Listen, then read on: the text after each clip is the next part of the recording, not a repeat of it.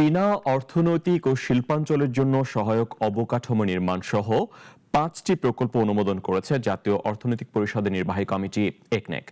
সকালে সচিবালয়ে মন্ত্রিসভা কক্ষে অনুষ্ঠিত একনেক সভায় এই অনুমোদন দেয়া হয়। সভাপতিত্ব করেন প্রধানমন্ত্রী ও একনেক চেয়ারপারসন তারেক রহমান।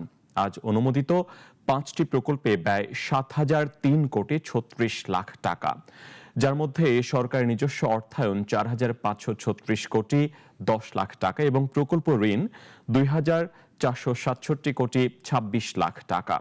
একনেক বৈঠক শেষে পরিকল্পনা প্রতিমন্ত্রী গণমাধ্যমকে বিস্তারিত জানান। বিশেষভাবে 30-এর নিচে যেগুলো আছে সেগুলোকে যতটা রিস্কোপিং করা যায় এবং সবুজ পাতার যে প্রকল্পগুলো তার সাথে ইন্টিগ্রেট করা যায় তার জন্য আমরা কাজ করছি। বিভিন্ন মন্ত্রণালয়ের সাথে পরিকল্পনা মন্ত্রণালয় বসছে। তো এইভাবেই আমাদের সামগ্রিকভাবে বার্ষিক উন্নয়ন বাজেটের সরকারের পরিকল্পনা কার্যকর হচ্ছে।